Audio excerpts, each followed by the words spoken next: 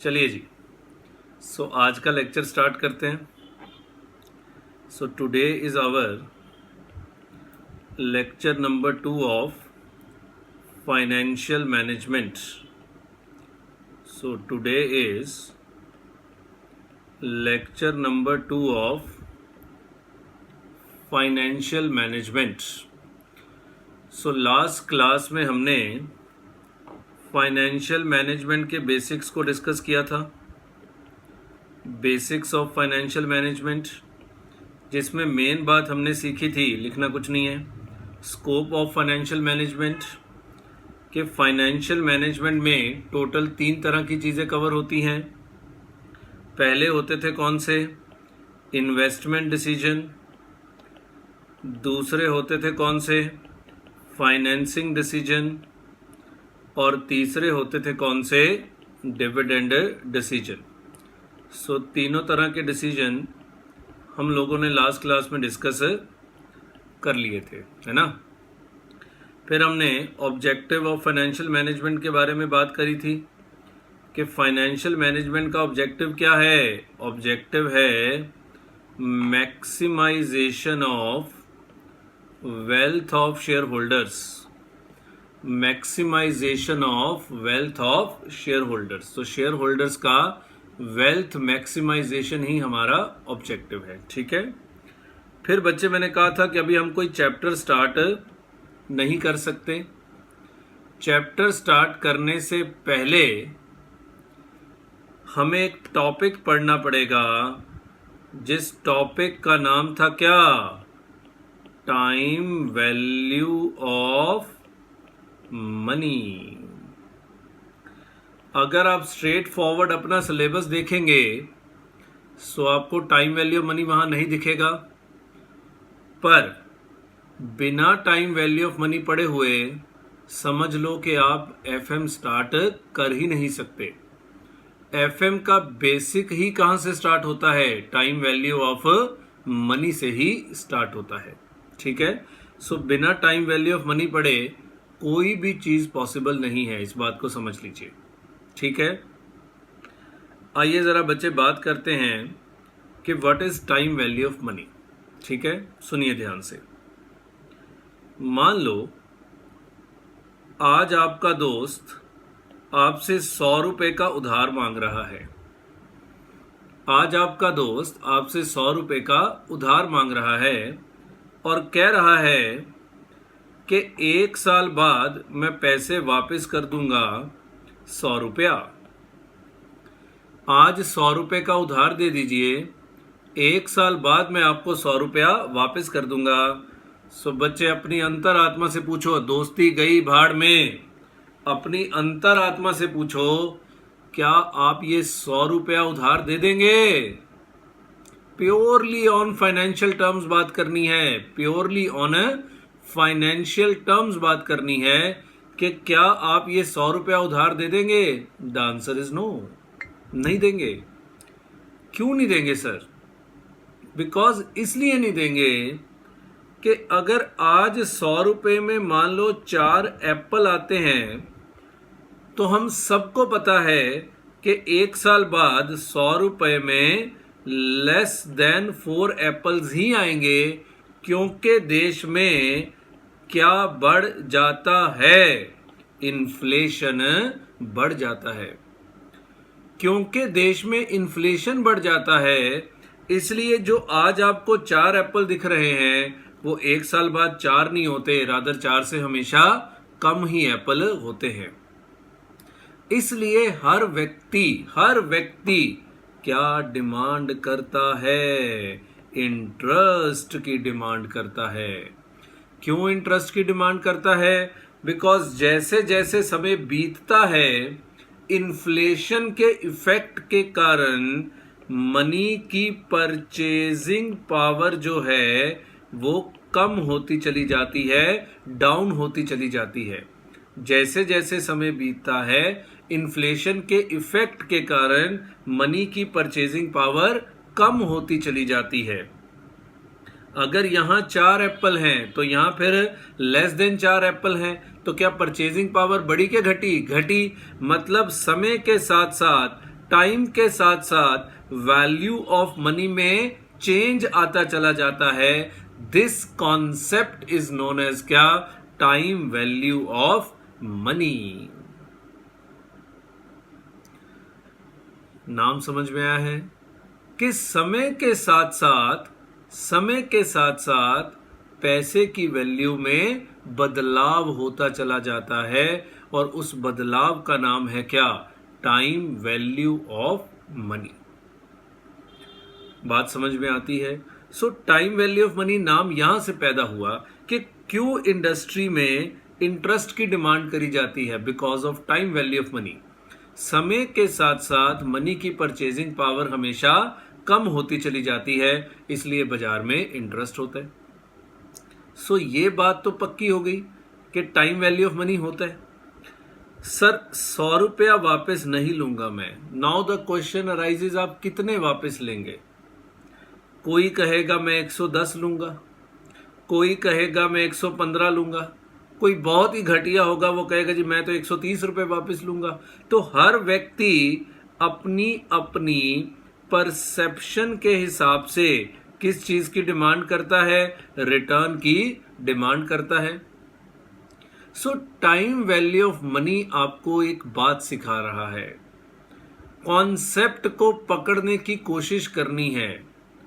Concept ये है कि आज का 100 रुपया और 1 साल बाद का 100 रुपया कंपैरेबल नहीं है, कंपैरेबल नहीं है। कोई मुझसे पूछे आज 100 रुपया लोगे कि 1 साल बाद, तो बताओ मैं क्या बोलूंगा? आज। अगर 1 साल बाद देने हैं तो मैंने कहना है कम से कम 110 तो दे, कम से कम 110 तो दे। मतलब मैं उससे 10% रिटर्न की डिमांड कर रहा हूं, हाँ कि ना? यस। सो हर व्यक्ति टाइम वैल्यू ऑफ मनी को समझता है, पर जब हम उसको पढ़ाना शुरू करते हैं तो बच्चे को लगता है पता नहीं क्या नई चीज आ गई।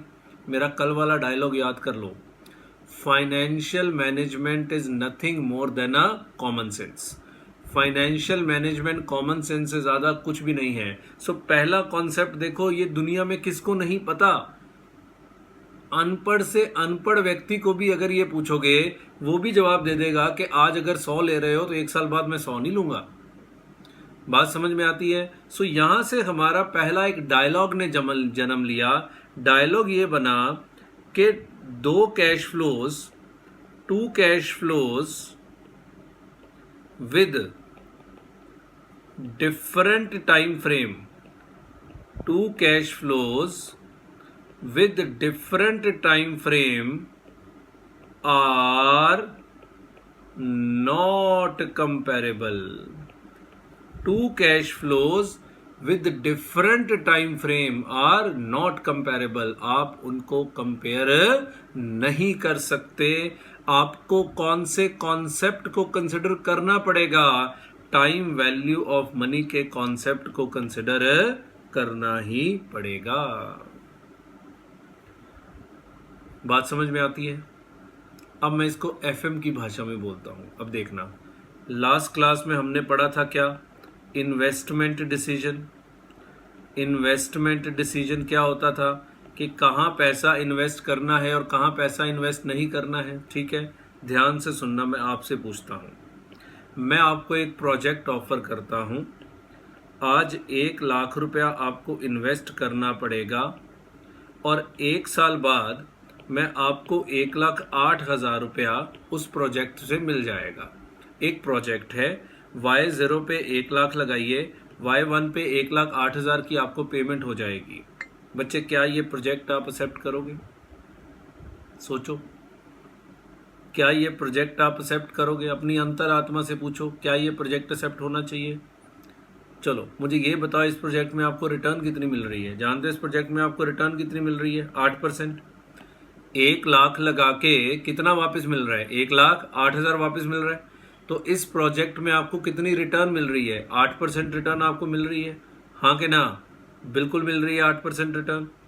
क्या आप 8% से खुश हैं? अब ये डिपेंड करेगा, इसका कोई एक जवाब हो ही नहीं सकता। ये डिपेंड करेगा कि आपका रिक्वायर्ड रेट ऑफ रिटर्न कितना है। रिक्वायर्ड रेट ऑफ रिटर्न का मतलब होता है कि आपको चाहिए कितना। बच्चे आपने ये चैप्टर सीपीटी फाउंडेशन में भी किया होगा, पर मैं आपको देखना प्रैक्टिकल पॉइंट ऑफ व्यू से कराऊंगा, ना कि सवालों के पॉइंट ऑफ व्यू से, कि आपको फीलिंग आएगी कि हाँ इन सारे कॉन्सेप्ट्स को प्रैक्टिकली यूज कैसे करते हैं। सो मेरा कहना है कि 1 लाख लगा के 1,08,000 दे रहे हैं, कोई व्यक्ति इसको एक्सेप्ट कर लेगा। एक आम व्यक्ति को सोचेगा तो चल 8,000 का प्रॉफिट है, चल 8,000 का प्रॉफिट है, एक्सेप्ट कर लो। एफएम कहता ऐसे नहीं सोचते, तुम मुझे ये बताओ कि तुम्हारा रिक्वायर्ड रेट ऑफ रिटर्न कितना है, तुम्हें चाहिए कितना। वो कहता जी ये कैसे पता लगता है, ये पता लगता है तुम्हारे फाइनेंसिंग डिसीजन से, कि तुम ये 1 लाख रुपया कहाँ से लेके आओगे। मैंने कहा जी बैंक से लोन लेके आऊंगा और लोन मिलेगा मुझे 10% के रेट पे। सोचो बच्चे, 10% पे लोन लेके 8% कमा रहे हो, क्या इस प्रोजेक्ट में इन्वेस्ट करोगे? कभी भी नहीं करेंगे, कभी भी नहीं करेंगे सर, बेवकूफ है। क्यों करेंगे? समझ आती है बात। सो 10% रिक्वायर्ड रिटर्न सर कैसे निकाला आपने? बच्चे 3 चैप्टर है, capital structure, cost of capital, leverage, वहां ये 10% ही तो निकालना सिखाना है आपको, कि ये रिक्वायर्ड रेट ऑफ रिटर्न निकलता कैसे है। फाइनेंसिंग डिसीजन में यही सिखाते हैं कि आपको कितने का फाइनेंस मिल रहा है, 10% का, तो 10% के हिसाब से आपका 1 लाख यहाँ 1,10 मिलना चाहिए, जबकि मिल कितना रहा है, 1,08 मिल रहा है। सो क्या इस प्रोजेक्ट को एक्सेप्ट करोगे? नो। समझ आ रही है? तो फाइनेंस कहता है, ध्यान से सुनना, फिर से सुनो, आज 1 लाख आउटफ्लो, 1,08,000 का इनफ्लो, रिक्वायर्ड रिटर्न कितना, 10%। फाइनेंस कहता है आप इन दोनों को कंपेयर करके ये नहीं बता सकते कि प्रोजेक्ट एक्सेप्ट होना चाहिए या नहीं होना चाहिए। या तो क्यों नहीं बता सकते? क्योंकि ये डिफरेंट टाइम फ्रेम पे हैं, ये y 0 पे है और ये y 1 पे है। दोनों को कंपेयर करना है तो या तो इसको आगे ले जाओ या फिर इसको पीछे ले आओ। जब मैं इसको आगे लेके जाने की बात करूंगा तो this is called concept of future value, कि 1 लाख रुपए की फ्यूचर वैल्यू निकाल लो। और जब मैं 1,08,000 को पीछे लाने की बात करूंगा तो मैं कहूंगा कि इसकी क्या निकाल लो, प्रेजेंट वैल्यू निकाल लो। सो 1 लाख लगा के 1,08,000 तक जा रहा हूं तो फ्यूचर वैल्यू निकाल लो, तब भी कंपेरेबल। 1 लाख को आगे ले जाओ ना, जैसे मैं लेके गया था, 1 लाख पे कितने परसेंट लगाया, 10%, तो कितना हो गया, 1,10,000। सो 10% ऐड किया तो 1,10,000 हो गया। 1,10 मिलना चाहिए था, मिला कितना, 1,08,000। सो क्या ये दोनों कंपेरेबल हुए? बिल्कुल भी नहीं, बिल्कुल भी नहीं। हेंस क्या ये प्रोजेक्ट एक्सेप्ट होना चाहिए? नो, नहीं होना चाहिए। क्लियर है बात? समझ आती है बात? दूसरा तरीका, अब 1 लाख तो यही रहने दो, 1,08,000 को खींच के यहां ले आओ। कैसे लेके आना है वो बताएंगे। उस कॉन्सेप्ट को बोलते हैं क्या, प्रेजेंट वैल्यू। सो ये मैंने आपको समझाने की कोशिश करी कि how to use the concept of time value of money in finance. Finance में टाइम वैल्यू ऑफ मनी की जरूरत क्यों पड़ती है। और बच्चे अब तो अकाउंटिंग स्टैंडर्ड्स भी इसको मानना शुरू कर दिया। आपने अकाउंटिंग स्टैंडर्ड नंबर 10 पीपीई में भी देखा होगा, डीकमीशनिंग लायबिलिटी की प्रेजेंट वैल्यू निकालते हैं, समझ रहे हो। फिर आपने AS 19 में पढ़ा होगा, लीज रेंटल्स की प्रेजेंट वैल्यू निकालते हैं। मैं हमेशा बोलता हूं, फॉर्मूले जितने मर्जी पढ़ लो सब बेकार है।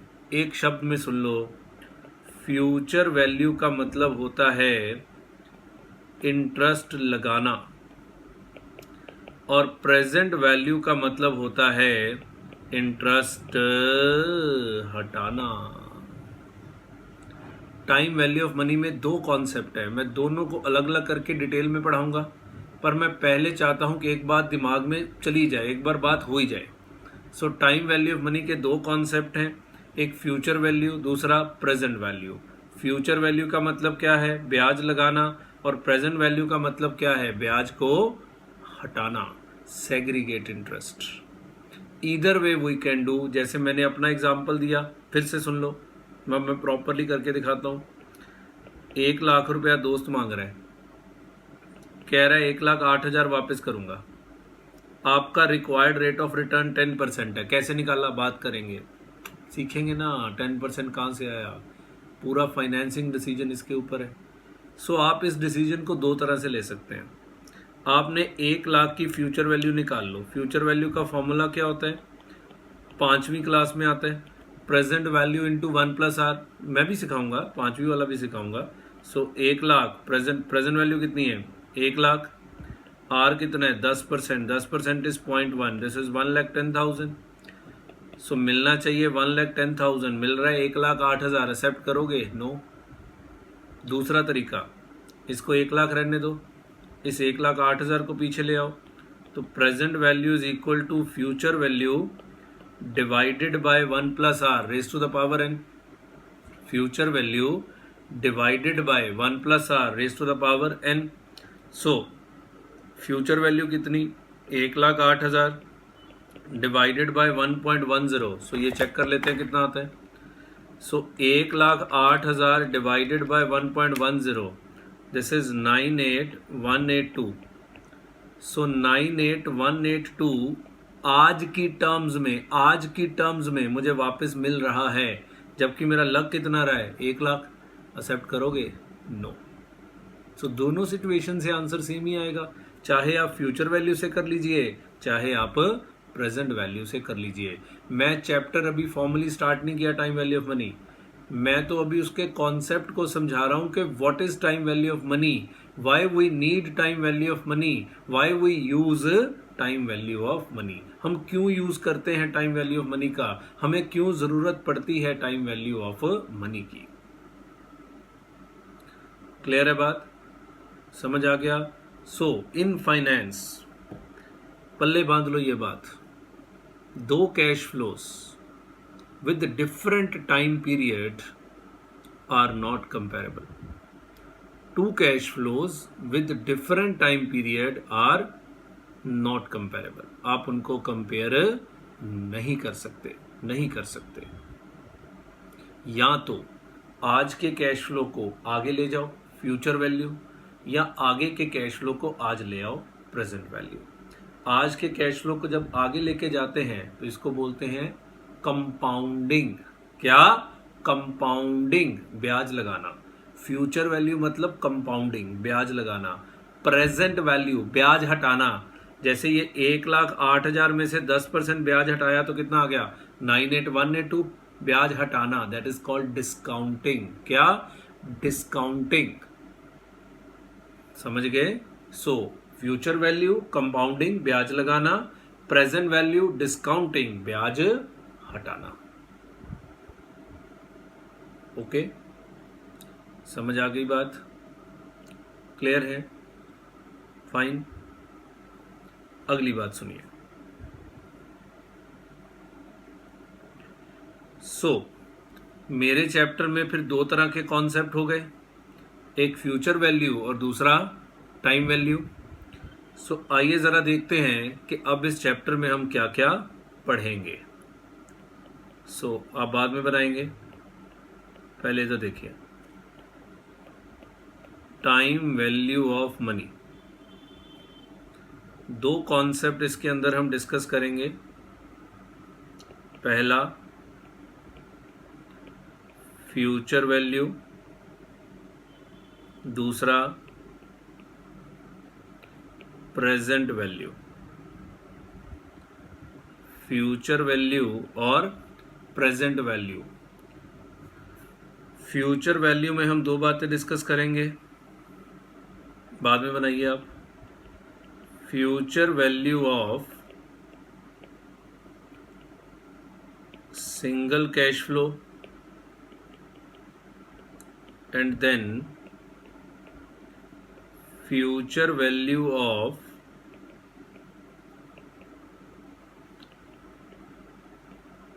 Multiple cash flows. Similarly present value में भी दो, present value of single cash flow, present value of multiple cash flows. Multiple cash flows में फर्दर दो कॉन्सेप्ट होते हैं। एक होते हैं, बाद में बनाइए क्योंकि आपको स्पेस मैनेज करनी पड़ेगी, इवन कैश फ्लोज। दूसरे होते हैं uneven cash flows. Even cash flows further दो तरह के होते हैं। एक होता है annuity,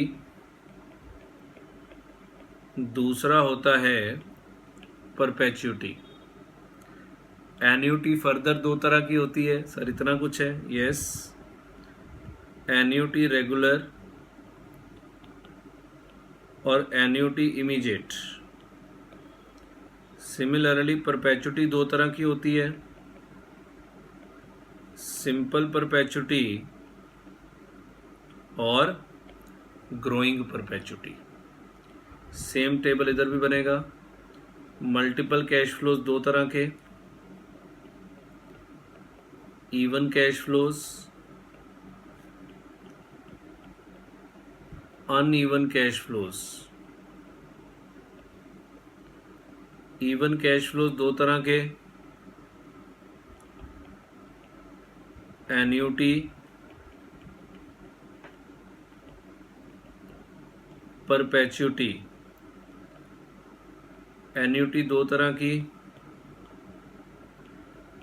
annuity regular, annuity immediate. Perpetuity दो तरह की, सिंपल परपेचुटी और ग्रोइंग परपेचुटी। बच्चे अभी तक मैंने आपको समझाया कि what is the relevance of time value of money in financial management. समझ आ गया? बिना टाइम वैल्यू ऑफ मनी के कोई भी इन्वेस्टमेंट डिसीजन नहीं लिया जा सकता। इस बात को समझ लो। बिना टाइम वैल्यू ऑफ मनी के कोई भी इन्वेस्टमेंट डिसीजन नहीं लिया जा सकता। Either you can use future value concept और you can use present value concept. पर अब उन कॉन्सेप्ट्स में फर्दर कॉन्सेप्ट्स हैं, इसलिए ये सारा टेबल हमें पढ़ना पड़ेगा और हमें सीखना पड़ेगा कि कौन कौन से concepts time value of money में हम लोग यूज करेंगे। ठीक है? और कैसे यूज करेंगे। मेरे एग्जाम्पल सारे प्रैक्टिकल होंगे जो आपके इन्वेस्टमेंट डिसीजन से लिंक करेंगे, सीधा देखना। ठीक है? आप बनाइए इसको। सो ये हमारा टॉपिक है पूरे का पूरा, जो टाइम वैल्यू ऑफ मनी में हम डिस्कस करेंगे। हॉरिजॉन्टली बनाइएगा ताकि मुझे ऊपर करने में दिक्कत ना आए। बनाइए बनाइए जल्दी।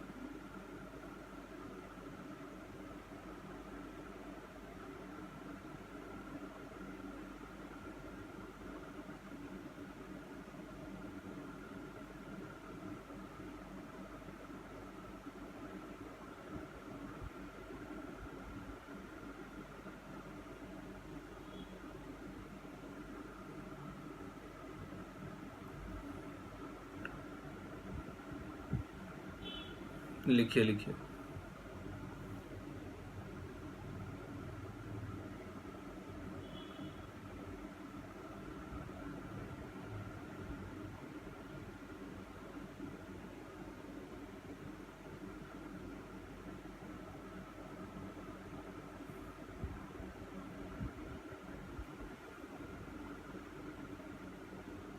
सर आपने अभी तक ये नहीं बताया ये रिक्वायर्ड रेट ऑफ रिटर्न कहाँ से आता है। बच्चे अभी बता भी नहीं सकता, अभी हम उस सिचुएशन में नहीं हैं।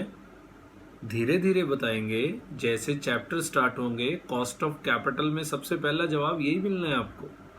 फिलहाल तो आपको वो रिक्वायर्ड रेट ऑफ रिटर्न दिया होगा ना, जैसे मेरे सवाल में था कि 10% is your required rate of return. यही तो सीखना है। और 60 लेक्चर एफएम के किस लिए हैं? इसलिए ही तो हैं कि आप पूरा रिक्वायर्ड रेट ऑफ रिटर्न को समझ सकें। इन्वेस्टमेंट डिसीजन में तो सिर्फ उसको अप्लाई कराना है। सही तो फाइनेंसिंग डिसीजन है जिसमें आपको ये सारे काम सीखने पड़ेंगे। ठीक है,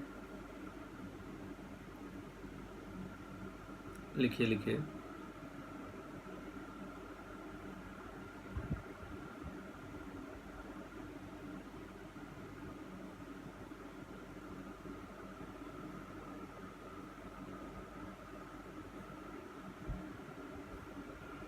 बनाइए पूरा टेबल। सो यहाँ लिखी एक एक चीज़ मैं आपको पढ़ाने वाला हूँ, समझ लो। कोई एक भी चीज़ मिस नहीं होगी।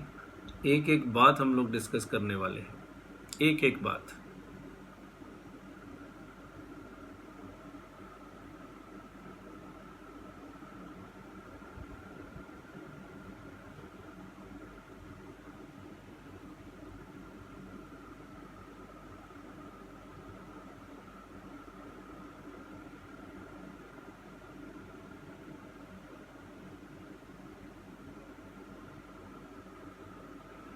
चलें, चलिए, अगर रह गया है तो पॉज करके लिख लीजिएगा।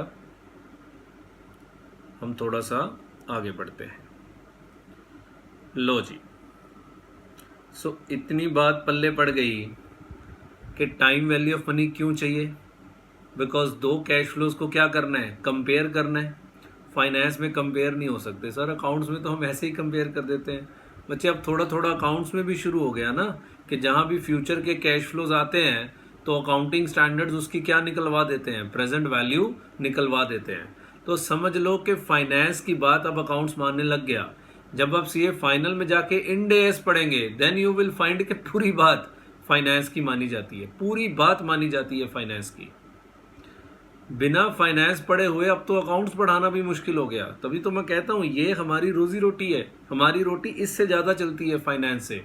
अकाउंट्स की प्रैक्टिस हम लोग कम करते हैं, ये ज़्यादा प्रैक्टिस ही हमारी फाइनेंस की है, क्योंकि हमारा काम ही इसी से रिलेटेड है सारे का सारा। क्लियर है, समझ आ गया। ये जो इकोनॉमिक्स आपकी है, रोज अप्लाई कराते हैं हम स्टॉक मार्केट में। रोज जो भी आपकी इकोनॉमिक्स है ये हम डेली अप्लाई कराते हैं स्टॉक मार्केट में, समझ लो। तो सोचो हम आपको क्या नहीं बता पाएंगे प्रैक्टिकली, क्योंकि हमारा काम है ये। अकाउंट्स खून में है, मैंने लास्ट क्लास में भी बोला था, अकाउंट्स खून में है, जबकि ये हमारी रोजी रोटी है। ठीक है, सुनिए जी अब ध्यान से। सो पहले मैं आपको स्टार्ट कराऊंगा फ्यूचर वैल्यू। सो पहले हम फ्यूचर वैल्यू डिस्कस करेंगे। दो तरह के कैश फ्लोज आते हैं, एक होते हैं सिंगल कैश फ्लो, दूसरे होते हैं मल्टीपल कैश फ्लो। जैसे मैंने ये एग्जांपल दिया था बच्चे कि 1 लाख लगाइए, 1 साल बाद 1,08,000 ले जाइए, तो ये 1,08,000 कौन सा कैश फ्लो हो गया, single cash flow. This 1,08,000 is a single cash flow, ये एक कैश फ्लो है। और यही मैं कहूं 1 लाख लगाइए और 30,000 रुपया, यहाँ 30,000, 30,000, 40,000, 40,000 4 साल लेके आइए, तो ये कौन से कैश फ्लोज हो गए, मल्टीपल कैश फ्लोज। अब प्रोजेक्ट तो हर तरह के होते हैं, सिंगल कैश फ्लो वाले भी होते हैं और मल्टीपल कैश फ्लो वाले भी होते हैं। सर एग्जांपल दो। मान लो आपने जीरो कूपन बॉन्ड में पैसा लगाया, मुझे नहीं पता आपने नाम सुना कि नहीं सुना, zero coupon bond. Zero coupon bond, what is zero coupon bond, जिस पे ब्याज कोई नहीं होता। वो कह रहे 100 रुपए का बॉन्ड है, 1 साल बाद आके 112 रुपए ले जाइएगा, this is zero coupon bond, ब्याज कोई नहीं है। या 5 साल बाद आके 160 रुपए ले जाइएगा, this is zero coupon bond, तो ये सिंगल कैश फ्लो है। और अगर नॉर्मल बॉन्ड है तो 100 रुपए पे हर साल डिबेंचर के ऊपर क्या मिलता है, इंटरेस्ट मिलता है, ये मल्टीपल कैश फ्लोज हो गए। अगर आप किसी प्रोजेक्ट में इन्वेस्टमेंट करेंगे, क्या सारा पैसा इकट्ठा ही आएगा, नो, धीरे धीरे आता चला जाता है। सो दो तरह के कैश फ्लोज होते हैं, एक सिंगल कैश फ्लो और दूसरे मल्टीपल कैश फ्लोज। आई होप सो आप समझ गए हैं। सो पेपर में सबसे पहले तो पहचान लेना है कि ये सिंगल है या ये मल्टीपल है, बड़े आराम से समझ में आ जाएगा। सो आपको पहले हम फ्यूचर वैल्यू सिखाएंगे। मैं फिर कह रहा हूं, हमारा पूरा फाइनेंस फ्यूचर वैल्यू से भी हो जाता है, प्रेजेंट वैल्यू से भी हो जाता है, पर ज़्यादा प्रेफरेंस जो दी जाती है वो प्रेजेंट वैल्यू को दी जाती है, क्योंकि ये आसान है। प्रेजेंट वैल्यू करना थोड़ा इजी रहता है, पर मैं पहले फ्यूचर वैल्यू पढ़ाऊंगा, बिकॉज बिना फ्यूचर वैल्यू पढ़े हुए आप प्रेजेंट वैल्यू नहीं पढ़ पाएंगे। ठीक है, सो हम पहले फ्यूचर वैल्यू से स्टार्ट करेंगे। सो दो तरह की फ्यूचर वैल्यू सीखेंगे, future value of single cash flow, future value of multiple cash flows. ठीक है, पर उससे भी पहले सबसे पहले लिखिए मीनिंग ऑफ, लिखना स्टार्ट करेंगे, meaning of time value of money, meaning of time value of money. लिखो, it means the value of money changes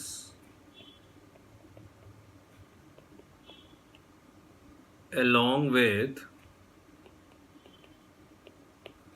passage of time. Value of money changes along with passage of time, full stop. As the time passes, the purchasing power of money declines. Hence,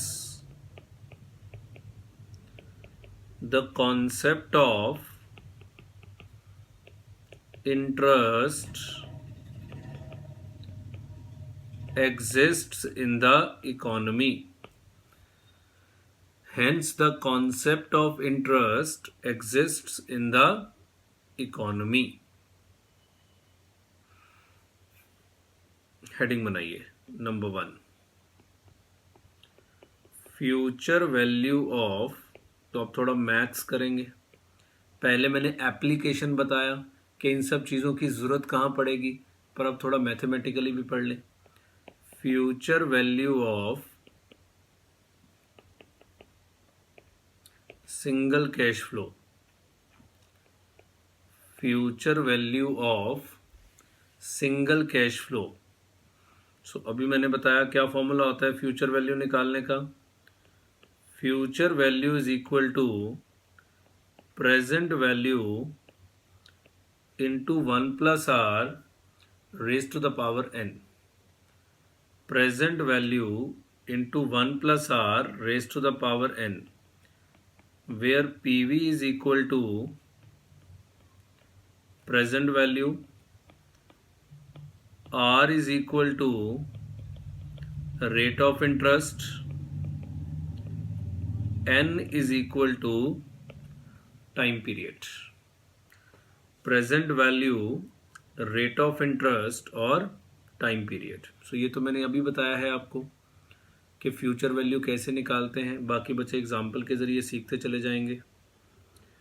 लिखिए जी, example number 1। ये सब ने I think 5वीं class से ही शुरू हो जाता है, ये तो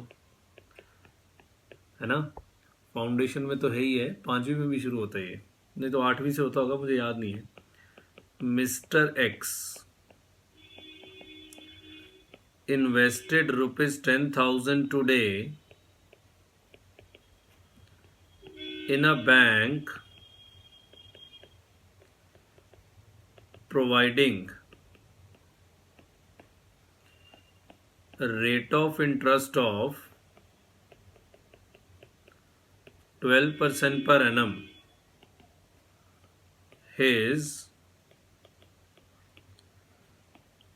duration of deposit is 3 years. Calculate future value. Calculate future value. लो जी, सबका ध्यान इधर होना चाहिए। कुछ इस तरह का सवाल है, आज बैंक में कितने जमा कराए? 10,000 रुपये जमा कराए।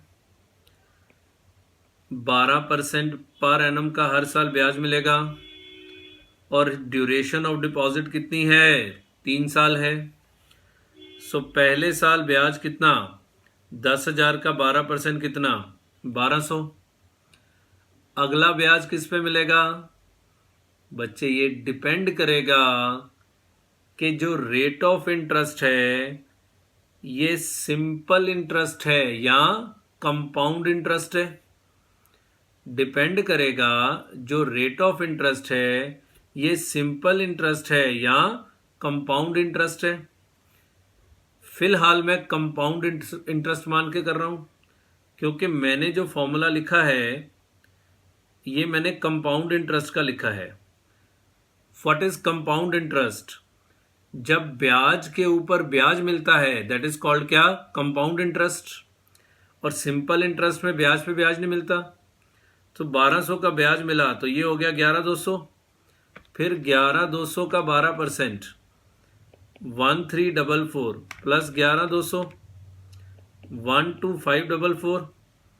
फिर इसका 12% दिस इज 1505 प्लस 12544, ये आ गया 14049। This is your future value.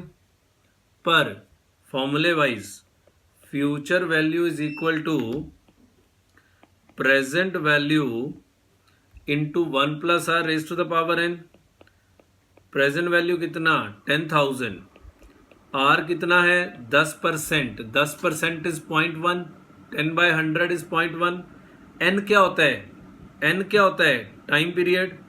और मेरे सवाल में टाइम पीरियड कितना है? 3 साल। सो 10,000 इंटू इस फैक्टर को सॉल्व कर ले। सो 1.10 इंटू 1.10 इंटू 1.10 दिस इज 12% है, मैं 10% लिख गया। और टाइम पीरियड भी कितना है? टाइम पीरियड कितना था सवाल में? 3 साल। टाइम पीरियड ठीक है, वो 12% है। सो 1.12 इंटू 1.12 इंटू 1.12 दिस इज 1.4049 और आपका आंसर आ गया 14049। This is called future value of single cash flow. How single? Because आपने जो जमा कराया है वो एक ही बार जमा कराया है और उसी की ही क्या निकाल रहे हैं? फ्यूचर वैल्यू निकाल रहे हैं। मैं अभी समझाता हूं कि 2 तरह का ब्याज होता है, किस तरह से करते हैं। पहले इसको लिखिए जरा, write down.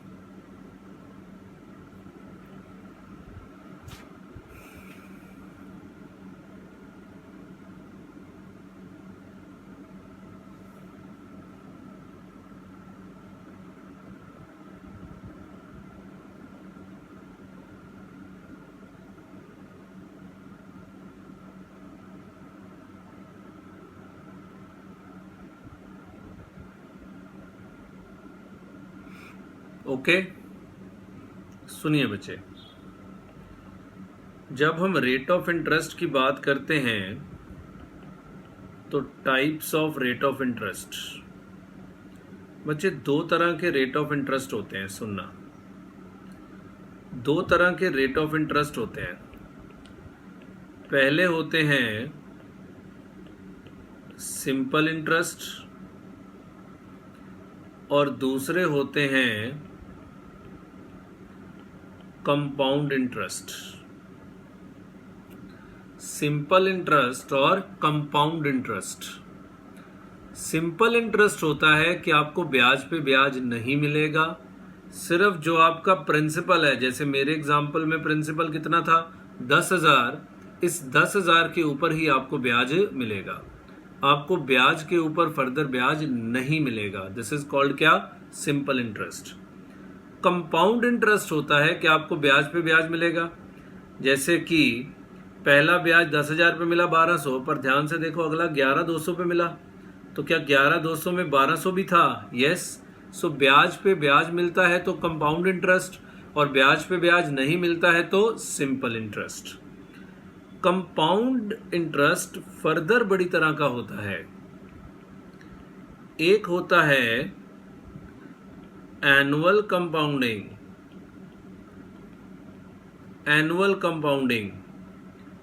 Then semi annual compounding,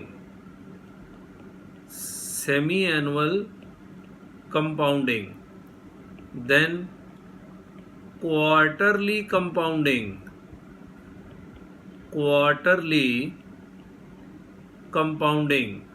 then monthly compounding,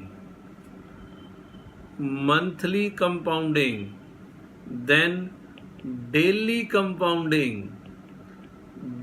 compounding, और इन सबसे ऊपर कॉन्टिन्यूअस कंपाउंडिंग। सो मैं हर तरह की कंपाउंडिंग आपको समझाऊंगा, हर तरह की कंपाउंडिंग का मीनिंग बताऊंगा। कंटिन्यूअस कंपाउंडिंग लिखिए जरा।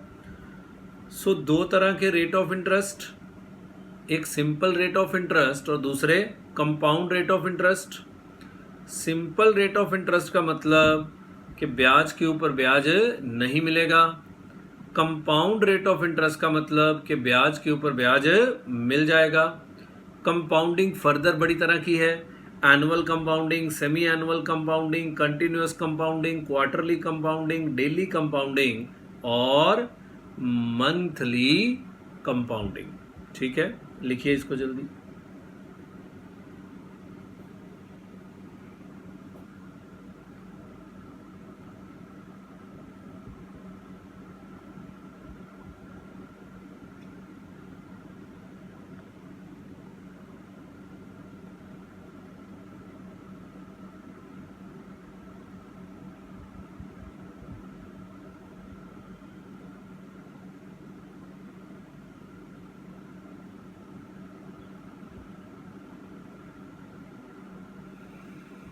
लिखो। सो एक एक करके बच्चे सब तरह के इंटरेस्ट को समझने की कोशिश करते हैं। ठीक है, लिखिए जी। सब पॉइंट ए, सिंपल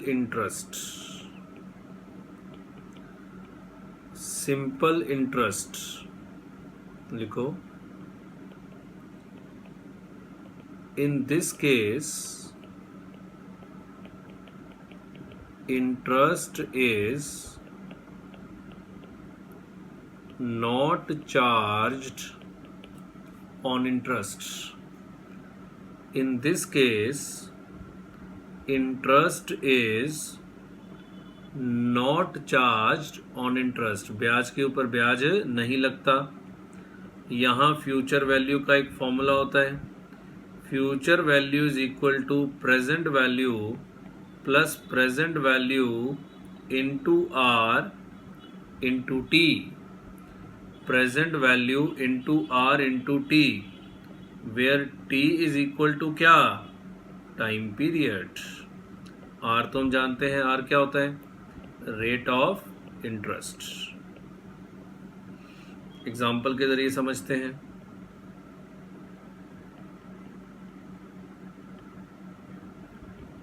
एग्जाम्पल लिखिए। Mister X invested ₹10,000 in a bank today for a period of 4 years. The rate of interest is 15% per annum, simple interest. The rate of interest is 15% per annum, simple interest. Find out future value. Find out future value. So simple बच्चे, इधर देखो, आज 10,000 रुपये लगाओ, 15%, 1500, 1500, 1500 और 1500 4 साल पाओ। समझिए, this is called simple interest, कि ब्याज के ऊपर ब्याज नहीं मिलेगा। मतलब टोटल आपका कितना हो गया, 16,000, 1500 1500 1500 1500 6,000 plus 10,000। This is simple interest. So अगर फॉर्मूले से निकालना है तो future value is equal to present value plus present value into are into T. तो प्रेजेंट वैल्यू 10,000 प्लस 10,000 का 10% और टी कितने साल, 4 साल। सो 1,000 इंटू 4 नहीं 15%, सॉरी। 1500 इंटू 4 कितना, 6,000 और टोटल कितना आ गया, 16,000। लिखिए जी। सर प्रैक्टिकली कौन सा इंटरेस्ट होता है, सिंपल इंटरेस्ट के कंपाउंड इंटरेस्ट। तो बच्चे प्रैक्टिकली हमेशा कंपाउंड इंटरेस्ट होता है, सिंपल इंटरेस्ट कहीं नहीं यूज होता। सो मैंने भी एक ही एग्जांपल कराना था। अब इसके बाद मैं सिंपल इंटरेस्ट की आपके साथ चर्चा भी नहीं करूंगा, देखना। एक ही एग्जांपल मुझे कराना था, वो मैंने सिंपल इंटरेस्ट का करा दिया। So practically compound interest use होता है। सो मेन काम इसके बाद स्टार्ट करते हैं।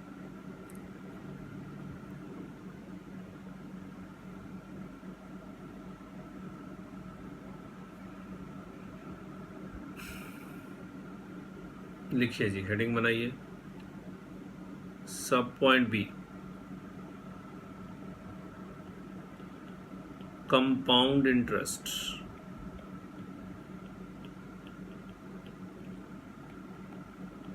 कंपाउंड इंटरेस्ट लिखो। It means when interest is charged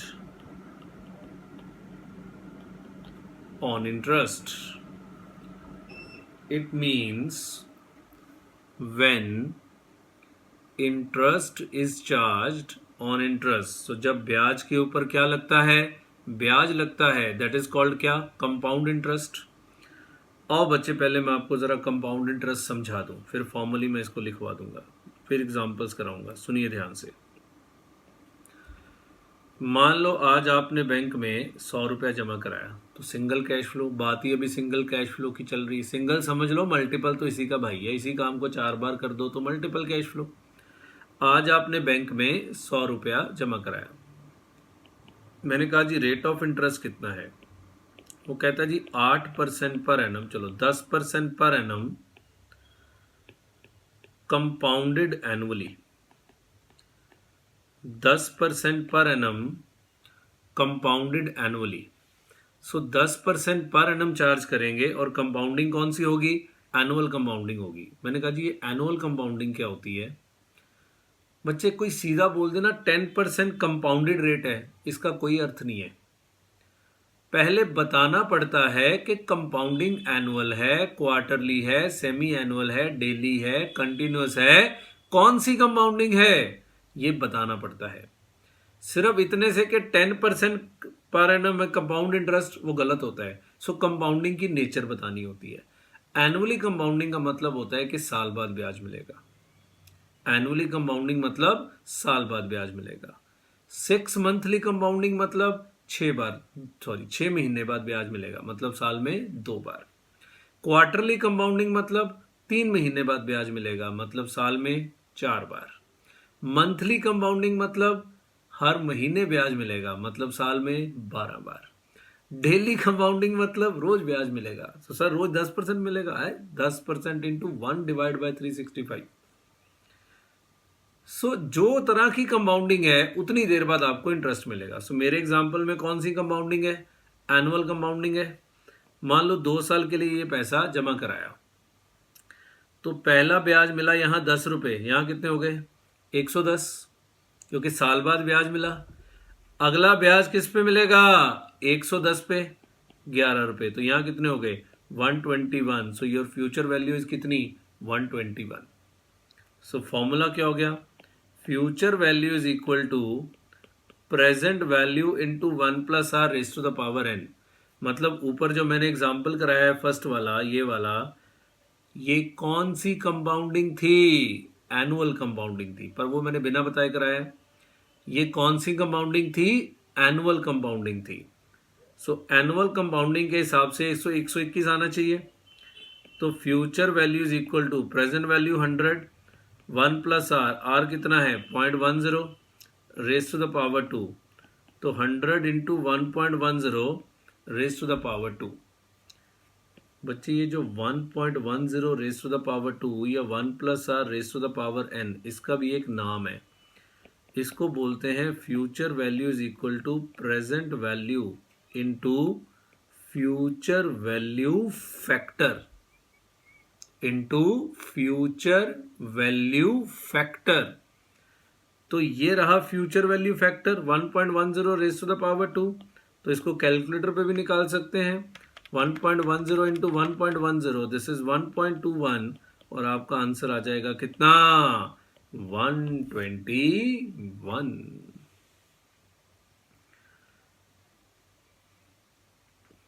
clear है? समझ आ गया? दिस इज कौन सी कंपाउंडिंग? Annual compounding. कौन सी? एनुअल। लिखना कुछ नहीं है, बाद में आराम से लिखेंगे। अगला एग्जांपल देखो। सिमिलर डेटा, 100 रुपये जमा कराया, rate of interest 10% per annum, compounded semi annually. Rate of interest is 10% per annum, compounded क्या? Semi annually. Semi annual compounding है जी। अब क्या करेंगे सर? सुनो, सेमी एनुअल कंपाउंडिंग का मतलब होता है कि साल में 2 बार ब्याज मिलेगा, 2 बार, 6 महीने बाद, 6 मंथ्स बाद। तो अगर 10% साल का रेट है तो 6 महीने का रेट कितना हो गया? 5%। अगर 10% साल का रेट है सो 6 महीने का रेट कितना हो गया? 5%। सो पहले यहां मिलेंगे 100 के ऊपर 5%, 5, यहां हो गया 105, फिर इसके ऊपर मिलेगा 5%, दैट इज 5.25। 105 का 5% 5.25, तो 110.25, फिर इसके ऊपर 5%, 110.25 इंटू 5%, दिस इज 5.5125, तो plus 110.25, this is 115.7625 into 5%, this is 5.788125। मैं फुल फिगर्स दे रहा हूँ। 115.7625, ये आ रहा है 121.55। यहां मैंने राउंड ऑफ कर दिया। लॉजिक समझ में आया? Quarterly compound, sorry 6 monthly compounding, semi annual compounding का मतलब है कि साल में 2 बार ब्याज मिलेगा, 2 बार ब्याज मिलेगा। सर इसका फॉर्मूला क्या बनाओगे? फॉर्मूला बनेगा, मैं सब बाद में लिखवा दूंगा, फिक्र नहीं करनी। Future value is equal to present value into 1 plus are divided by M, और raise to the power n into M. Sir what is m? m का मतलब है number of times compounding is done in 1 year. Number of times compounding is done in 1 year. एक साल में कितनी बार compounding हो रही है, दैट इज कॉल्ड m। जैसे मेरे सिचुएशन में, क्योंकि 6 मंथली कंपाउंडिंग है, तो एक साल में कितनी बार कंपाउंडिंग है? 2 बार। सो अगर आप इसको फॉर्मूले में लगाओगे तो future value is equal to 100 into r कितना है 10%, तो डिवाइड बाय 2, m2 है, हो गया 5, वैसे भी तो 5 ही लेना था। Raise to the power n कितना था? 2 साल, m कितना है? 2, 4। ये तो फॉर्मूला है बच्चे, सिंपल सी बात है। 2 साल में कितनी बार ब्याज मिलेगा? 4 बार, तो रेज टू द पावर 4 कितना मिलेगा? 5%। 5% 4 बार कंपाउंड होना है। सो एक्चुअली में ये बनता है 100 into 1.05 raise to the power 4। So 1.05 into 1.05 into 1.05 into 1.05, ये वही बनेगा 100 इंटू 1.2155, दैट इज 121.55, 121.55। क्लियर हो गया? दिस इज कॉल्ड कौन सी कंपाउंडिंग? 6 मंथली। इसी तरह क्वार्टरली कंपाउंडिंग, साल में कितनी बार ब्याज होगा? 4 बार। तो फिर डिवाइड बाय 2 नहीं होगा, फिर फॉर्मूला होगा 1 plus are divided by 4 raise to the power n into 4। Daily compounding divided by 12 into 12। इस तरह से कार्यक्रम चलता है। क्लियर हो गया? समझ आ गया? सो अब कंपाउंडिंग का अपने आप में कोई मतलब नहीं है। सबसे पहले ये जानना जरूरी होता है कि कंपाउंडिंग एनुअल कंपाउंडिंग है, मंथली कंपाउंडिंग है, डेली कंपाउंडिंग है, या कौन सी कंपाउंडिंग है।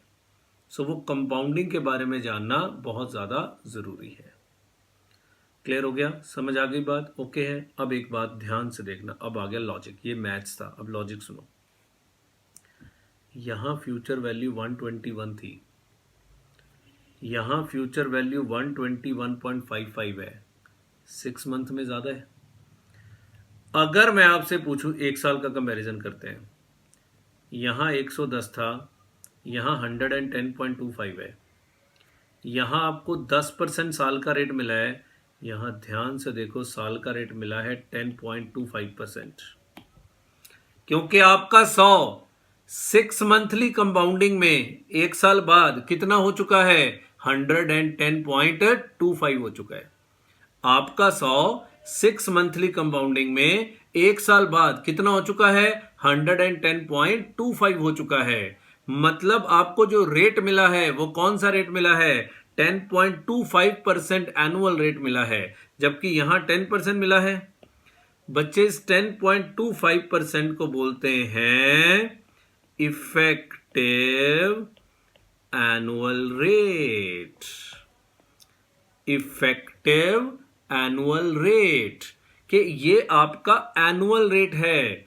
चाहे आपको 10% per annum compounded 6 monthly bank बोल रहा है, पर बैंक ने आपको इफेक्टिवली साल का 10.25 दिया है। और जानते हो क्वार्टरली में ये और भी ज्यादा होगा। क्वार्टरली में 10% डिवाइड बाय 4 तो 2.5, तो फैक्टर बनेगा 1.025 raise to the power 4। So 1.025 into 1.025 into 1.025 into 1.025, तो ये बनता है 100 इंटू 1.1038, ये 110.38। और 100 रुपया जमा करा के अगर 110.38 ले रहे हैं तो आंसर आ रहा है 10.38%। मतलब एनुअल कंपाउंडिंग में इफेक्टिव रेट 10%, 6 मंथली कंपाउंडिंग में इफेक्टिव रेट 10.25%, क्वार्टरली कंपाउंडिंग में इफेक्टिव रेट 10.38%। तो इससे एक बात पल्ले बांध लो, कंपाउंडिंग जैसे जैसे छोटी होती चली जाएगी आपका इफेक्टिव रेट उतना बढ़ता ही चला जाएगा। मंथली कंपाउंडिंग में ये और भी ज्यादा आएगा, मंथली कंपाउंडिंग में ये और भी ज्यादा आएगा। सो कंपाउंडिंग जैसे जैसे छोटी होती चली जाएगी आपका इफेक्टिव रेट उतना बढ़ता ही चला जाएगा। सो हमेशा बैंक से जब भी एफडी कराने जाते हो ना, पूछा करो कि आप एनुअल कंपाउंडिंग दे रहे हो, उनको इंसिस्ट किया करो कि मुझे 6 मंथली या क्वार्टरली कंपाउंडिंग दे दो, आपको फायदा ज्यादा होगा। Because effective rate is the true rate, effective rate is the true rate. So ये मैं सारे लॉजिक्स दिए आपको, मैथ्स भी समझा दिया पहले फॉर्मूले की शक्ल में, अभी लॉजिक दे रहे हैं कि what is the meaning of effective annual rate. Effective annual rate compounding को कंसिडर करने के बाद जो एनुअल रेट निकाला जाता है, that annual rate is known as क्या? Effective annual rate.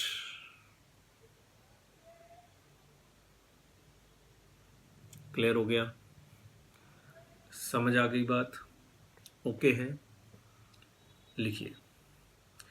सो कंपाउंड इंटरेस्ट का मीनिंग हमने लिखा था, इट मीन्स क्या, when interest is charged on interest.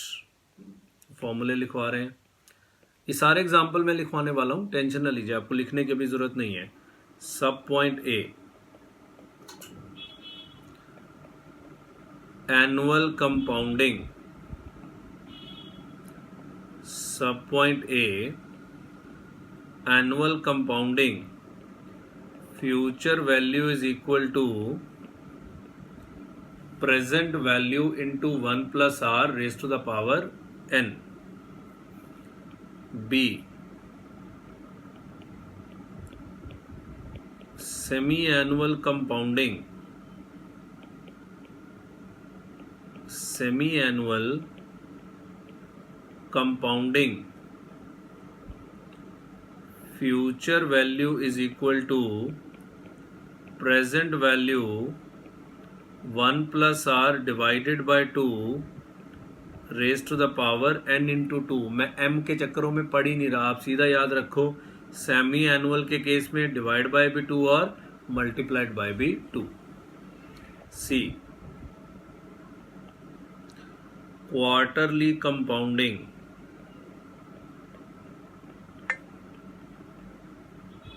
Quarterly compounding, so future value is equal to present value into 1 plus r divided by 4 raised to the power n into 4। D,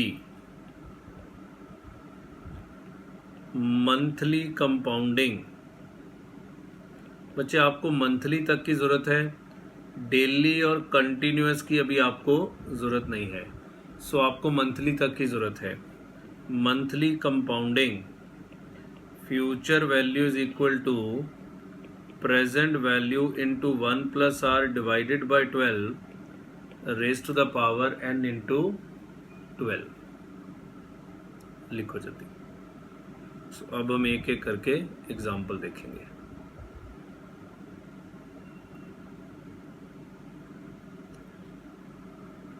सो मैं फिर से याद दिला दूं कि ये जो सारे फैक्टर्स हैं, these are collectively known as क्या, या इन सबको क्या बोलते हैं, फ्यूचर वैल्यू फैक्टर्स। सो अगर कोई शॉर्ट में फॉर्मूला पूछे तो future value is equal to present value into future value factors.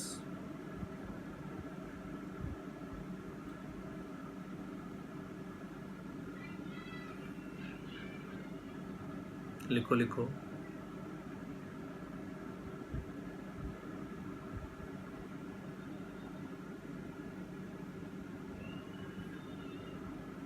चले, कितने एग्जाम्पल हमने कर लिए थे, ये एग्जाम्पल नंबर 2 लिख लो। लिखो एग्जाम्पल नंबर 3। सो ये सारे फॉर्मूले समझ आ गए हैं, एक एक एग्जाम्पल इन पे कर लेते हैं।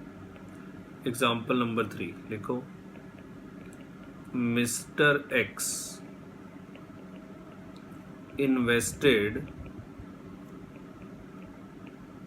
₹5,000 today for a period of 3 years. The rate of interest is 12% per annum, compounded semi-annually.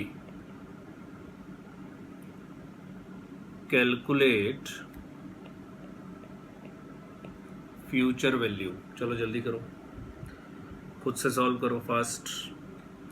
Calculate future value, खुद सॉल्व करिए प्लीज।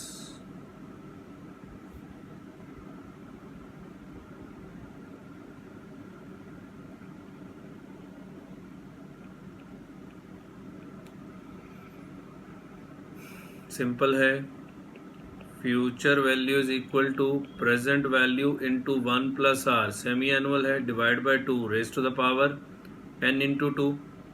सो आज 5,000 रुपये जमा कराया, रेट ऑफ इंटरेस्ट है 12%। सो आधे साल का कितना हो गया 6%, n इज 3 इंटू 2, तो 5,000 into 1.06 raise to the power 6। So 1.06 into 1.06 into 1.06 into 1.06 into 1.06 into 1.06. So this is 5,000 into 1.4185. So 5,000 into 1.4185, that is 7092. 7092. सो फिर से यहाँ फॉर्मूले को ऐसे भी लिख सकते हैं, present value into future value factor, ये ऐसे लिख लेना, present value into future value factor.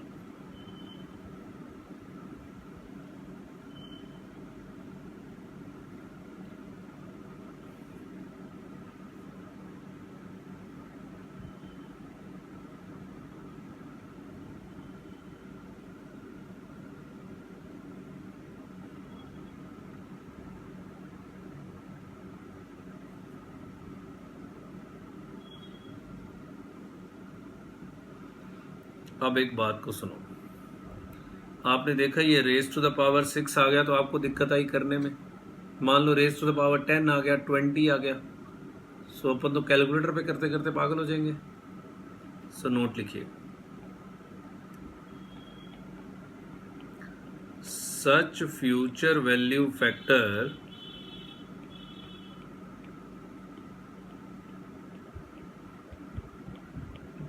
can be calculated using calculator or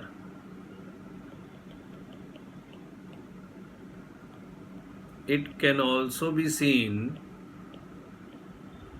from future value factor table. It can also be seen from future value factor table. बच्चे इसके table भी बने होते हैं, आप फ्यूचर वैल्यू फैक्टर डायरेक्ट देख सकते हैं। कहां से? फ्यूचर वैल्यू फैक्टर के टेबल से। पहले इस 1.4185 का मीनिंग समझ लो कि अगर आज आपने 1 रुपया इन्वेस्ट किया तो 3 साल में 6 मंथ कंपाउंडिंग के साथ 12% रेट, 6 मंथ कंपाउंडिंग के साथ ये 1.4185 हो जाएगा। ये 1.4185 उन्होंने 1 रुपए की वैल्यू दी होती है। सो आप 5,000 से गुना करते हैं तो आपको 5,000 की वैल्यू मिल जाती है। सिंपल लॉजिक है, और इसके टेबल भी बने होते हैं। सो आइए जरा, हालांकि टेबल पेपर में मिलते नहीं हैं पर कई बार वो टेबल वैल्यूज दे देते हैं। सो फिर आपको पता होना चाहिए ना कि ये वैल्यूज कैसे देखनी है। सो आइए मैं आपको इंस्टीट्यूट की साइट पे लेके चलता हूँ, वहां से हम टेबल को देखने की कोशिश करते हैं।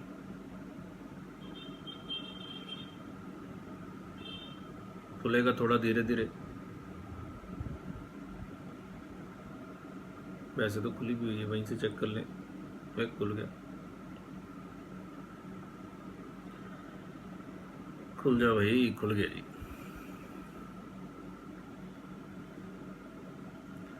सो मैं आपको ये टेबल भी बुक के साथ साथ ही दे दूंगा, फिलहाल आप इसको यहीं से देखें मेरे साथ साथ।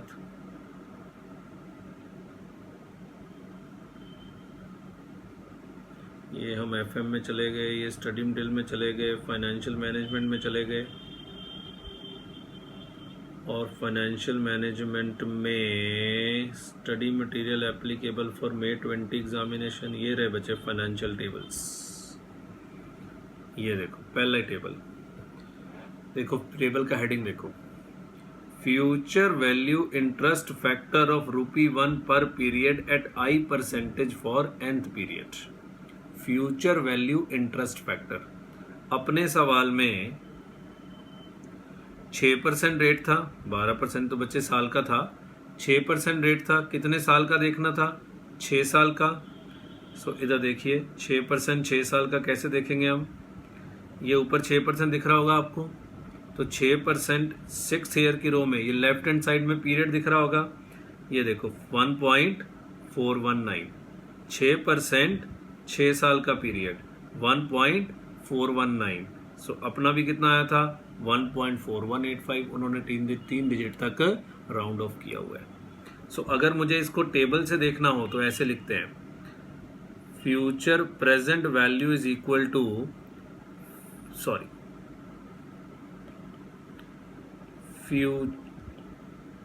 Future value is equal to present value into future value interest factor, future value interest factor at I percentage for nth period. जैसे मेरे सवाल में प्रेजेंट वैल्यू है 5000, तो FVIF देखना है कितने परसेंट का, 6% का 6 साल के लिए। 6 साल ही बनेंगे ना अब हमारे लिए, तो 6 पीरियड है। सो 5000 इंटू 1.419, सो 5000 इंटू 1.419 ये आ गया आपका 7095। सो उन्होंने इसको 3 डिजिट तक राउंड ऑफ किया हुआ है। पेपर में भी आप लोग 3 डिजिट तक ही राउंड ऑफ करेंगे। मैं एक बार बोल रहा हूं, पूरी एफएम में, पूरी एफएम में हम 3 डिजिट तक ही राउंड ऑफ करेंगे। ठीक है, लिख लीजिए इन सारी चीजों को। सो वैसे तो बच्चे टेबल तो नहीं मिलते पेपर में, आजकल ना सवाल के नीचे एक्सट्रैक्ट दे दिया जाता है टेबल का। सो वहां से आप देख सकते हैं, नहीं तो फिर कैलकुलेटर पे तो हमें निकालना आता ही है। सो कैलकुलेटर से भी कर सकते हैं। लिखिए जल्दी, शुरू से लिख लीजिए। सो ये तो सिंपल सम में आपने पैसे जमा कराए, पर एक्चुअली में तो हमें इसको इन्वेस्टमेंट डिसीजन में यूज कर रहे हैं ना, कि आज आपने इतने रुपए इन्वेस्ट कर दिए, इतने आपको वापस मिलेंगे, बताओ मुझे प्रोजेक्ट एक्सेप्ट करना है या नहीं करना है। वो सब चीजें बाद में आएंगी, पहले बेसिक सीख लेंगे कि फ्यूचर वैल्यू यूज कैसे करते हैं, प्रेजेंट वैल्यू करते कैसे हैं, फिर अपने आप इसको इन्वेस्टमेंट डिसीजन में लगा के देख लेंगे। वैसे मैंने हिंट दे दिया था शुरू में ना कैसे लगाते हैं। लिखिए,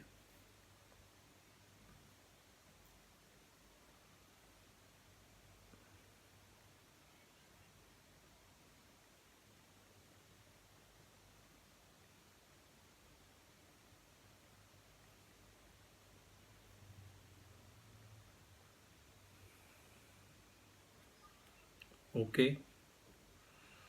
नेक्स्ट एग्जांपल देखिए, लिखिए जी, mister X invested ₹15,000 today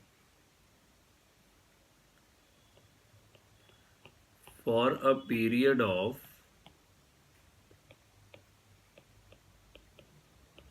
6 months. Rate of interest is 10% per annum, compounded quarterly. Rate of interest is 10% per annum, compounded quarterly. Calculate future value. जल्दी करो, कैलकुलेट फ्यूचर वैल्यू। ध्यान से, मैंने थोड़ा क्वेश्चन चेंज किया है इस बार। Calculate future value first.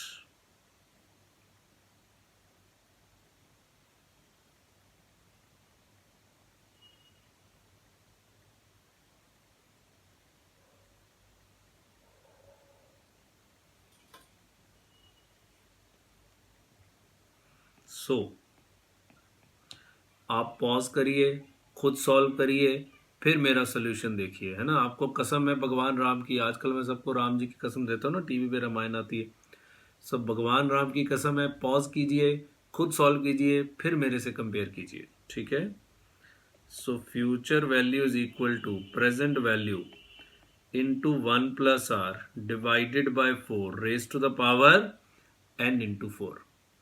1 plus r divided by 4 raised to the power n into 4. So present value कितनी है? 15,000. r कितना है? 0.1 डिवाइडेड बाय 4. बताओ n कितना है? Sir n is 6 months. 6 months को पता कैसे लिखते हैं? 6/12 या 1/2 भी लिख सकते हो. सर 1 ईयर को तो 1 लिखते हैं. हाँ, तो वो 12/12. 1 ईयर को रेज टू द पावर 1 लिखते हैं ना, तो वो 12/12 इज 1. तो 6 months इज 6/12 इंटू 4. वैसे भी सब बेवकूफ़ियाँ हैं. अगर ये बनेगा तो ऐसे बनेगा 1.025 रेज टू द पावर 2. वैसे भी बताओ, आपने 6 महीने के लिए पैसा जमा कराया और क्वार्टरली कंपाउंडिंग है. क्वार्टरली मतलब 3 महीने बाद. तो 6 महीने में 3 महीने कितनी बार आएंगे? 2 बार. इसलिए raise to the power 2. Simple. Table की भी ज़रूरत नहीं है. 15,000 इंटू 1.025 इंटू 1.025 1.051. सो 15,000 इंटू 1.051, ये आ गया आपका 15,765. 15,765. समझ गए ना? 6 महीने के लिए पैसा जमा कराया. सो 6 महीने में 3 महीने कितनी बार आएंगे? 2 बार ही आएंगे ना. यहां पे 2.5% और यहां पे 2.5%. सिंपल. लिख लो. पर कंपाउंडिंग होगी उसकी 6 महीने बाद.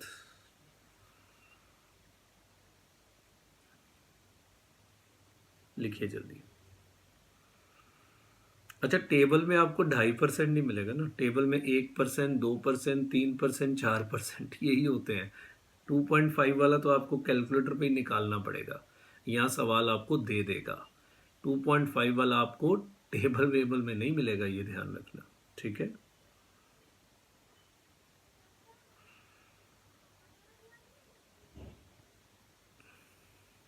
ओके. हेडिंग बनाइए. अभी मैं आपको सिखा रहा था क्या? Effective rate of interest. अभी दिखाया था ना कि 10% per annum compounded annually is equal to 10.25% per annum compounded quarterly होता है इफेक्टिव रेट. कि कंपाउंडिंग जितनी छोटी होती चली जाएगी, इफेक्टिव रेट उतना बड़ा होता चला जाएगा. है ना? यही बात हमने सीखी थी. सो ये इफेक्टिव रेट निकालते कैसे हैं? जैसे मैंने यहां सिखाया था, इधर देखो.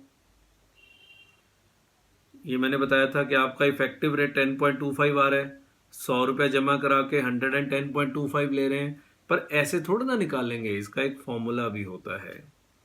लिखिए formula. Effective rate is equal to effective rate is equal to 1 plus are divided by m. M वही है, number of times compounding is done, raise to the power m -1 into 100. 1 plus r divided by m raised to the power m -1 into 100. लिखो. where m is equal to number of times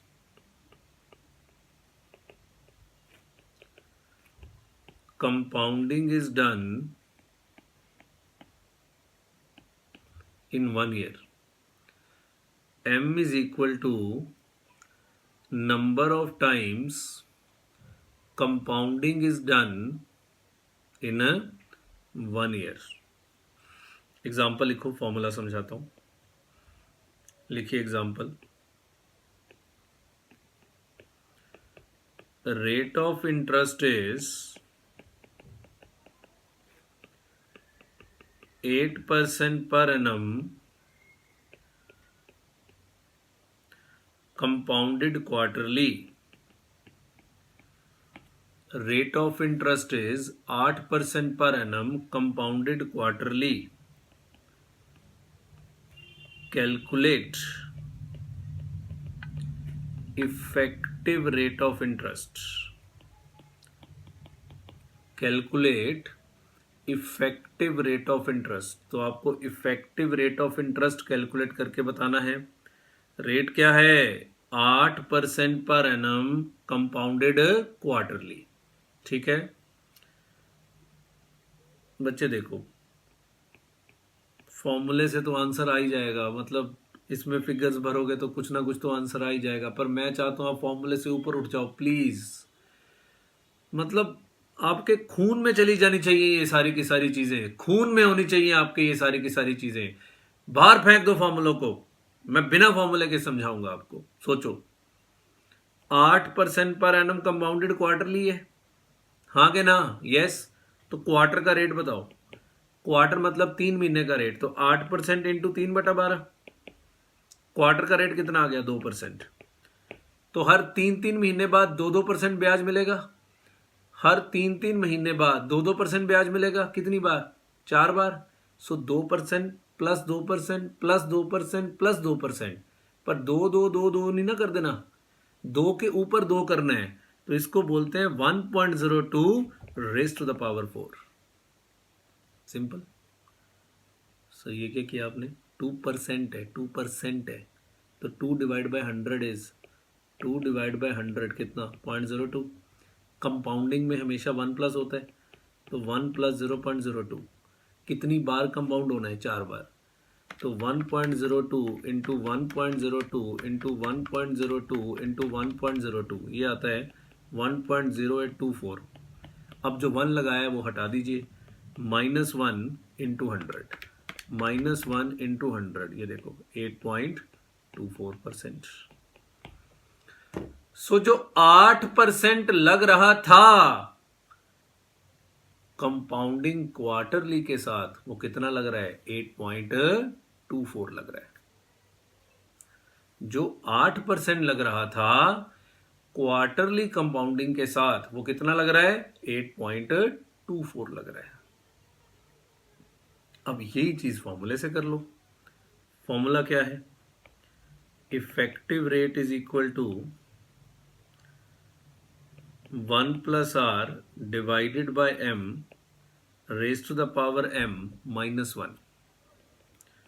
तो 1 plus are कितना है? 0.08। m 4 है क्योंकि compounding quarterly है, raise to the power 4 -1, तो बचे वही तो बन गया 1.02 रेज टू द पावर 4 -1। मतलब क्यों फॉर्मूलों के चक्कर में पड़ना है प्लीज। 15% पर एनम कंपाउंडेड 6 मंथली, 15% पर एनम कंपाउंडेड 6 मंथली, तो आधे साल का ब्याज कितना? 7.5। तो साल का कितना? 1.075 into 1.075 -1 into 100, that is effective rate. फॉर्मूलों की दुनिया से ऊपर उठ के सोचिए तो कोई बात चल ही नहीं रही है। हाँ, फॉर्मूले पढ़ी जाओ, जितने मर्जी पढ़ी जाओ, मुझे क्या दिक्कत है। क्लियर है? So this is the formula for effective rate, this is the logic for effective rate. कि इफेक्टिव रेट क्या है? 8% क्वार्टरली कंपाउंडिंग है, तो 2% क्वार्टर का मिलने वाला है, तो 2% 4 बार कंपाउंड होगा। तो 1.02 into 1.02 into 1.02 into 1.02 -1 into 100।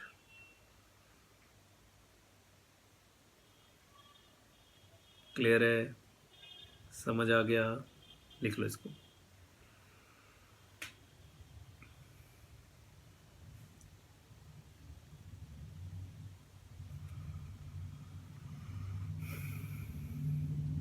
I hope so you are having fun. FM बहुत बढ़िया पेपर है, मतलब मेरी तो अंतरात्मा खुश हो जाती है पढ़ाते पढ़ाते। आपका मुझे नहीं पता, मुझे तो बहुत मजा आता है। इकोनॉमिक्स इससे भी ज्यादा मजा आता है। इकोनॉमिक्स तो मतलब टू मच फन जिसको बोलते हैं, क्योंकि हमारी रोजी रोटी है। मैं फिर बोलता हूँ, ये हमारी रोजी रोटी है, ये तो हम दिल से काम करेंगे। हम प्रैक्टिकली अप्लाई कराने वाले लोग हैं बच्चे। फाइनेंस लिखिए।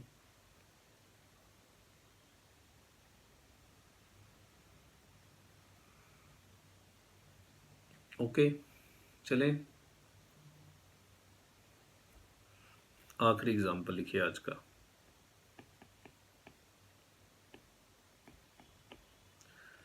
Which of the following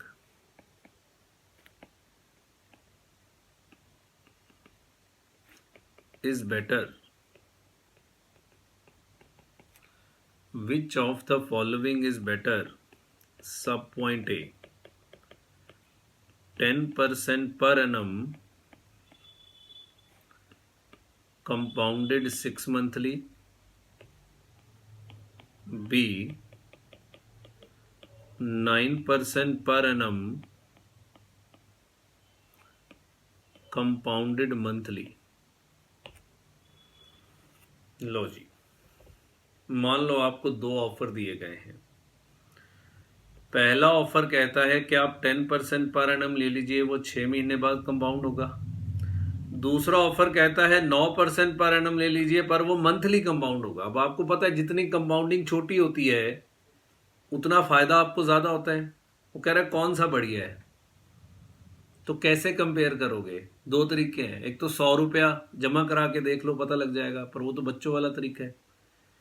दोनों का इफेक्टिव एनुअल रेट निकाल लो, क्योंकि दोनों का बेस अलग अलग है ना। एक 6 मंथ कंपाउंडिंग है, एक मंथली कंपाउंडिंग है।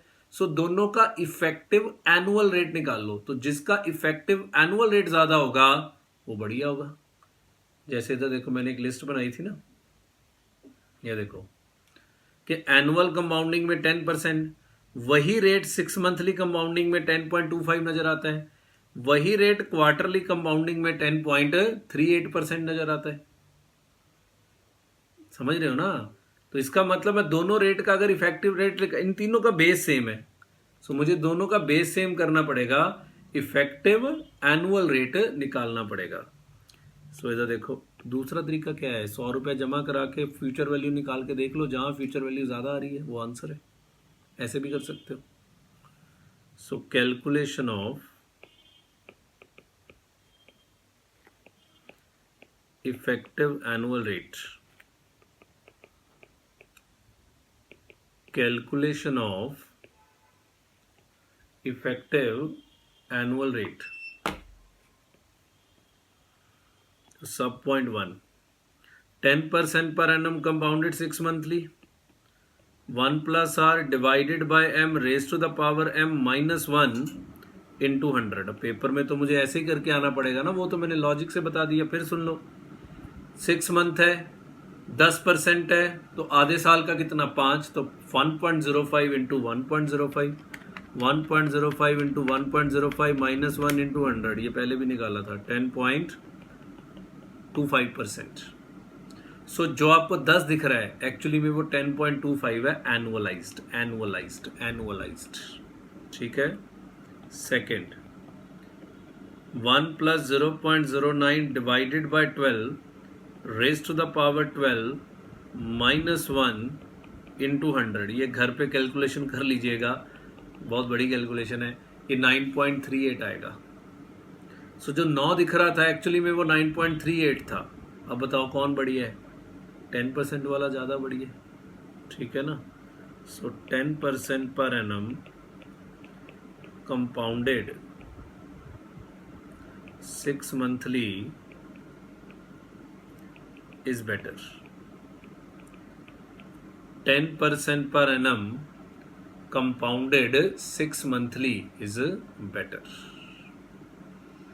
लिख लीजिए। ठीक है जी। सो आज का एपिसोड यहीं पे ख़त्म करते हैं। बड़ी इंटरेस्टिंग बातें हैं, नई नई बातें आपको सीखने को मिलेंगी। अच्छे से रिवाइज करके आइएगा, इसको लिख लीजिएगा पॉज करके अगर रह गया है तो।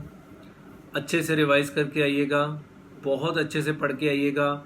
3-4 दिन समझ लो हमारा टाइम वैल्यू ऑफ मनी चलेगा, पर उसके बाद आई गारंटी पूरी एफएम में अगर दिक्कत आ गई मैं पढ़ाना छोड़ दूंगा। पूरी एफएम में अगर दिक्कत आ गई तो इतना ज़बरदस्त बेस बिल्टअप करेंगे आपका। समझ लो 5 क्लास में बेस बिल्टअप करने में इन्वेस्ट करने जा रहा हूँ आपकी, जो सिलेबस का पार्ट ही नहीं है।